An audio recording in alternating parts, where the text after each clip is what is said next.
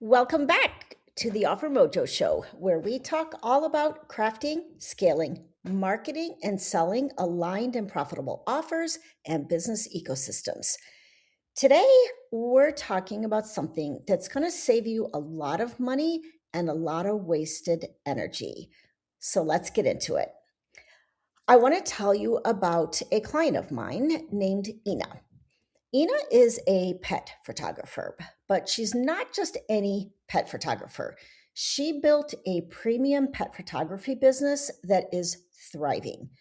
Beautiful work, incredible clients, multi six figures in revenue, and a business model that actually supports her life. She's figured out how to build something real in an industry where a lot of people are scraping by right now. So Ina did what a lot of successful experts do. She created a program to teach other pet photographers how to do what she'd done, a business growth program. And the way she set it up was smart. She had a free webinar that led into a 3-day event, which fed into a 6-month mastermind. The funnel was built, the structure was solid, she was running ads, and pet photographers were showing up to the free webinar. But here's where it got really frustrating for her. Very few of them were converting. People would show up live, maybe even attend a 3-day event, and then nothing. They didn't move forward. They didn't buy it because they couldn't afford her offer. So Ina came to me thinking that she had a marketing problem. Maybe the ad copy wasn't right. Maybe the webinar content needed to be restructured. Maybe the offer itself needed to change. And I get why she thought that, because when something isn't converting, the first instinct is to always look at the marketing. It's the most visible part. It's the part that you can measure and tweak and test. But when we did her offer audit, the real problem became clear pretty quickly. And it wasn't her marketing. It wasn't her offer. It wasn't her funnel. It was who she was attracting. Ina's webinar was positioned in a way that called in pet photographers who weren't making money. People who had a mindset that clients just don't pay for premium pet photography. She was filling a room with people who fundamentally didn't believe in the transformation she was selling. Of course, they weren't buying. The offer was built for someone who wanted to create a premium business, but the people showing up didn't even believe that a premium business was possible. So we repositioned. We changed her webinar angle. We changed where she was spending money on ads. We narrowed the focus from any pet photographer anywhere to a very specific person, someone who wanted to build a premium pet photography business, someone who was already good at what they did and wanted to take it to the next level. Ina's program already gave people everything they needed to replicate the business that she'd built. The content was excellent. The structure was excellent. What changed was who was in the room. And when the right people started showing up, the conversions followed. Here's why I'm telling you this. Ina's story is not unusual. It's actually the most common pattern that I see. Someone builds the marketing, runs the playbook, does all the things they're supposed to do, and it doesn't work. Not because the marketing is bad, because the positioning underneath it doesn't match. And that's what this episode is about. How to tell whether you actually have a marketing problem or whether you have a positioning problem that's just wearing a marketing costume. Because the fix for each one is completely different. And most people are spending their time, their money, and their energy treating one when they actually have the other. So let's start with the basics. What's the actual difference between a positioning problem and a marketing problem? Because most people use these words interchangeably and they're not the same thing, not even close. Positioning is the foundation. It's the thing underneath everything else. It answers the questions, who is this for? What problem does it solve?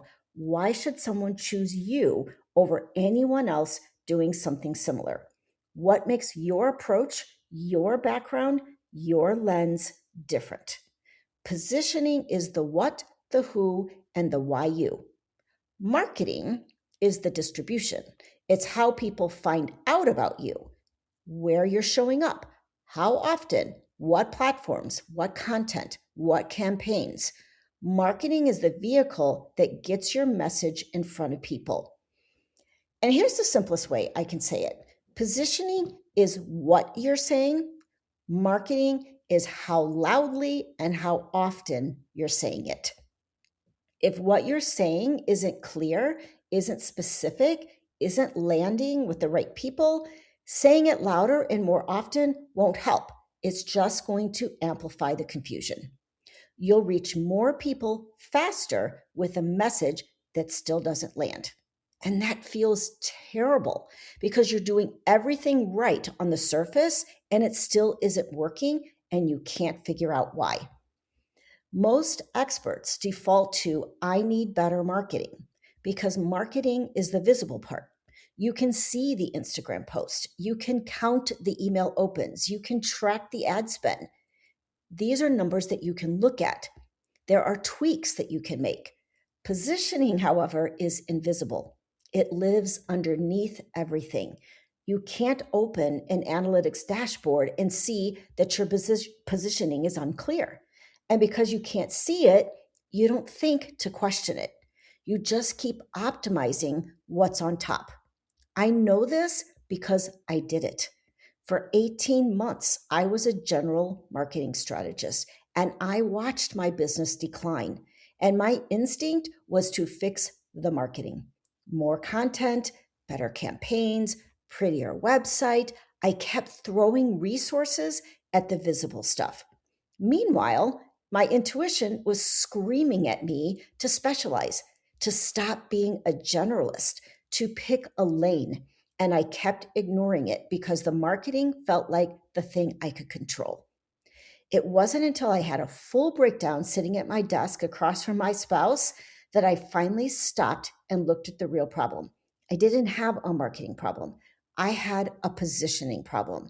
I was a generalist in a market that was rewarding specialists.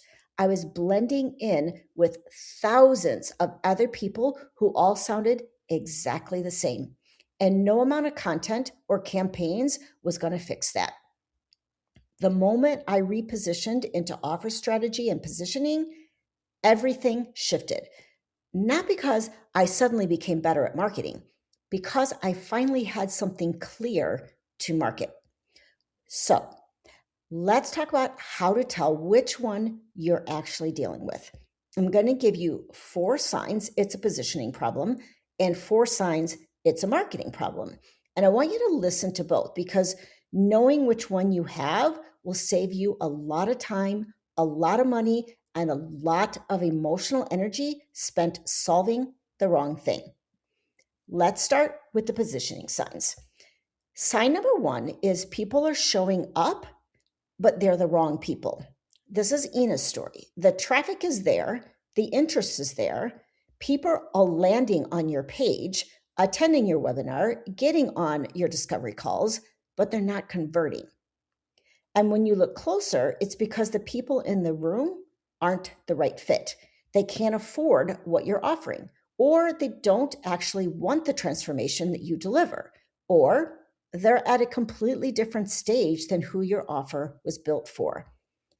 This is the tricky one because on the surface, it looks like a marketing problem. The funnel is leaking, the conversion rate is low, so you start tweaking the sales page, testing new ad copy, rewriting the webinar. But the marketing is actually doing its job. It's bringing people in.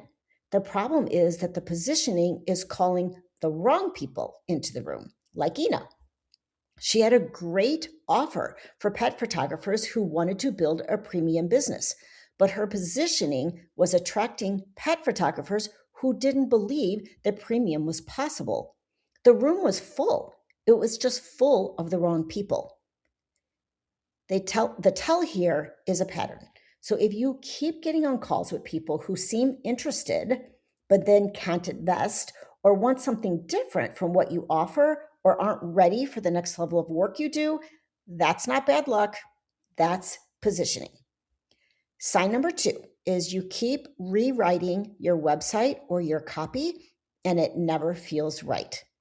You've rewritten your homepage, maybe 3 times, maybe 6.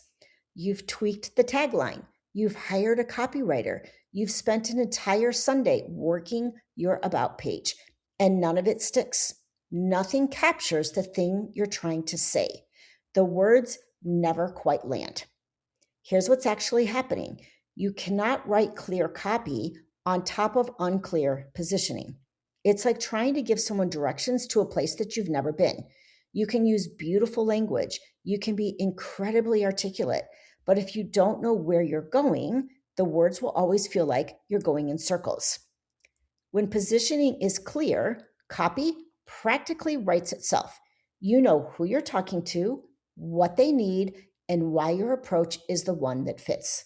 The words come because the thinking underneath them is solid. I clearly remember the day that I sat down to write my first piece of content as an offer strategist. And something actually felt different. The words just flowed.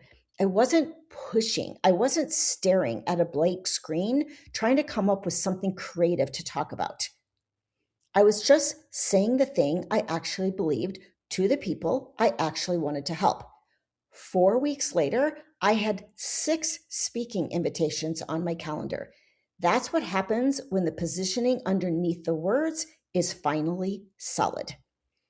When positioning is unclear, no amount of tweaking the words will make it feel right.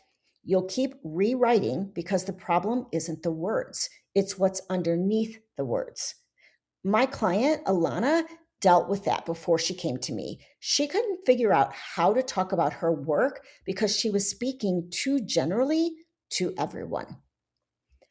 Sign number 3 is you're blending in with everyone else doing the same thing.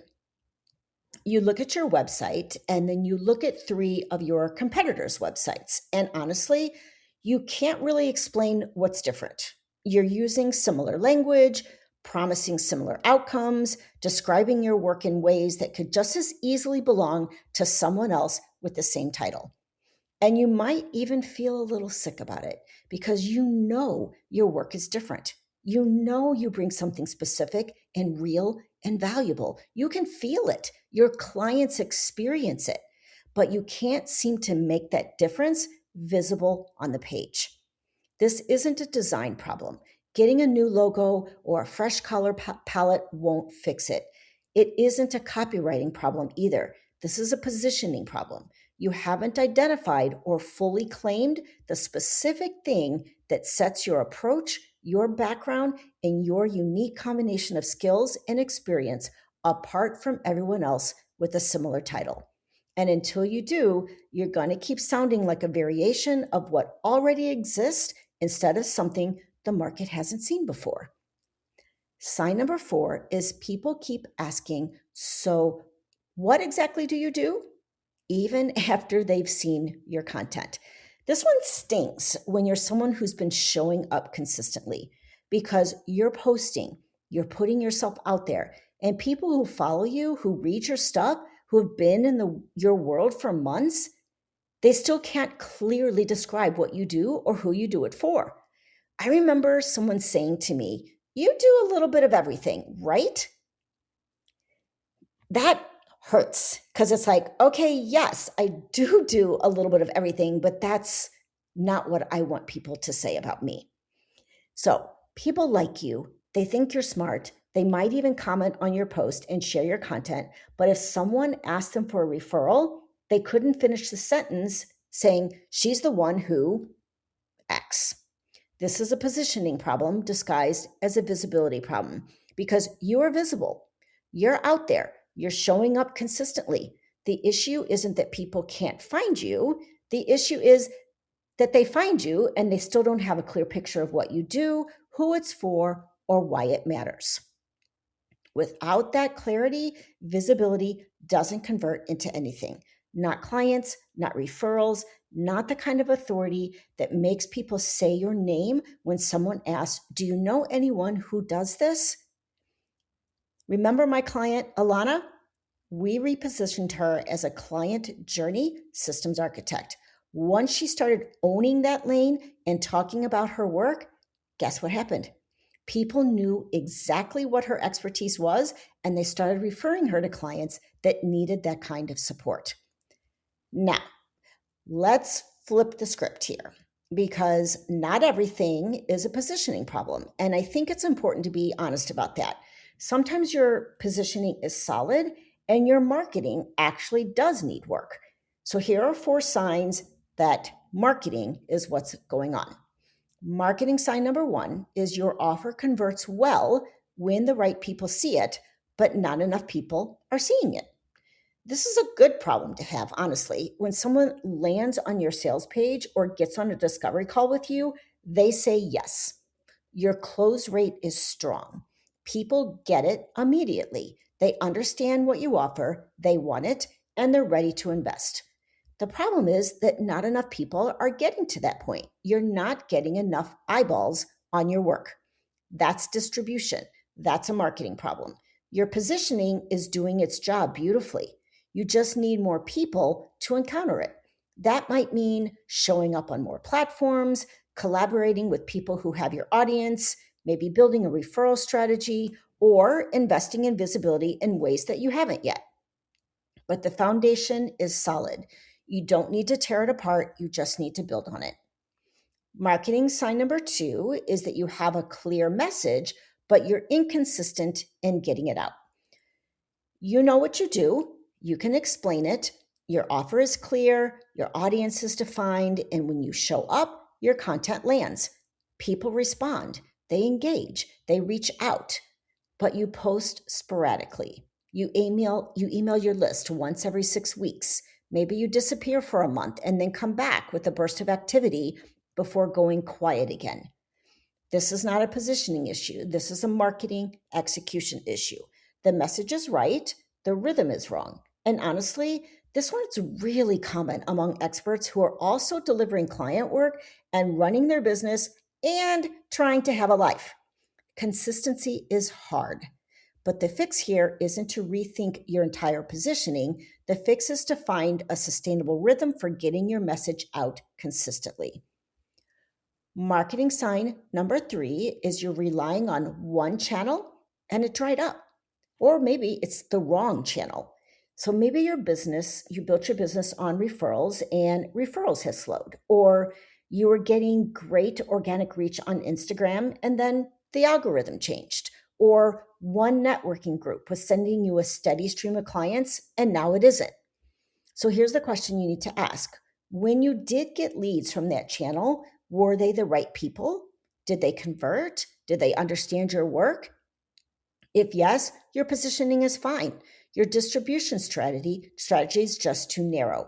You built on one channel and channels shift. You don't need a new message. You just need more channels carrying the same message. Marketing sign number 4 is you launched something once, it didn't sell, and you never talked about it again. This is one of the most common things I see. Someone puts an offer out into the world, they mention it a few times, maybe they send 1 or 2 emails, maybe they post about it for a week, it doesn't sell immediately, and then they decide it was a bad offer or bad timing, and they shelve it. But they actually never gave it a real marketing push. They didn't talk about it consistently. They didn't build a campaign around it. They didn't give the audience enough time and enough touch points to understand what it was and decide whether or not it was right for them. I am so guilty of this myself. Last fall, I worked my butt off when I launched the OfferMojo Squad. The waitlist launch did pretty well, but then things fell apart when I launched to my email list. I don't think people were ready for an AI-powered team of offer assistants. I was so disappointed that I just stopped talking about it. That's not a failed offer. That's an under-launched offer. And under-launching is a marketing problem, not a positioning problem. So before you scrap something, ask yourself honestly, did I actually give this a real chance? Or did I mention it twice and then lose my nerve when it didn't sell right away?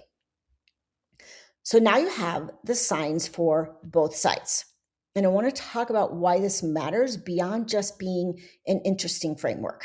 Because getting this diagnosis wrong isn't just frustrating, it's expensive, and not just financially.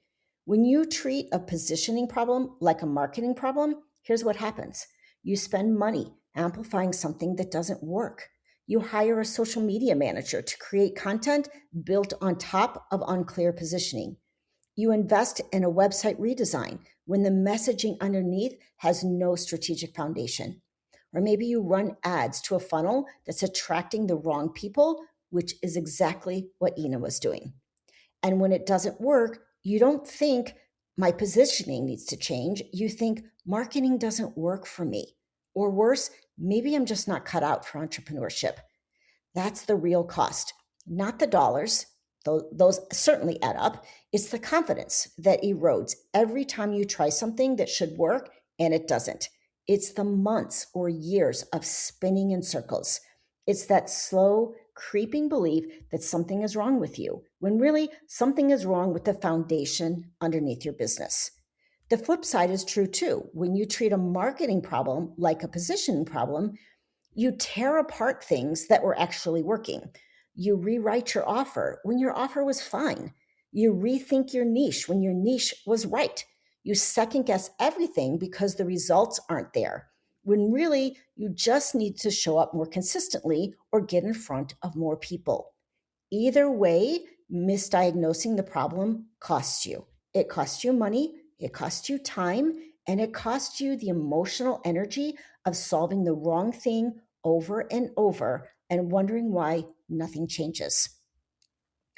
So, if you're listening to this and you recognize yourself in the positioning signs, here's what I want you to hear. This is not a reflection of your intelligence. It's not a reflection of your talent. It's not a sign that you're behind or that something is wrong with you. Positioning is genuinely hard to see from the inside. You're too close to your own work to see what makes it different, what's landing, and what's getting lost in translation.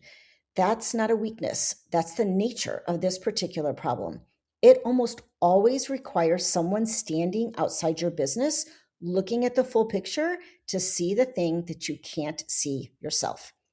And that's exactly what the OfferMojo 6-pillar offer audit was built for. It's a 60-minute strategic assessment where we walk through your offer together across 6 core pillars: your strategy and positioning, your structure, the ecosystem, your messaging, your visibility, and your sales. And not surface level stuff. We go into the foundation underneath your business and look at what's actually holding it up and what isn't. You walk away with a clear picture of where your offer is strong and where it's leaking. And more importantly, you walk away with a prioritized action plan so you know exactly what to work on first instead of trying to fix everything at once. So if today's episode made you wonder whether the real problem in your business is positioning and not marketing, the audit will give you a definitive answer. No more guessing, no more treating symptoms, just clarity about what's actually going on and what to do about it. It's only $247, and the full investment credits towards the OfferMojo Studio if you decide you want to go deeper. So I will drop the link in the show notes. But before I go, I just want to say one thing directly. If you've been pouring energy into your marketing and nothing is moving, I want you to consider that it might not be the marketing at all. It might be what's underneath it, and that is fixable. It doesn't mean that you've been doing anything wrong. It means you're just solving the visible problem when the real one was hiding underneath. You have real expertise, real gifts, a real business worth building. Sometimes it just takes the right lens to see what's already there. So thank you so much for being here, and I will see you in the next episode.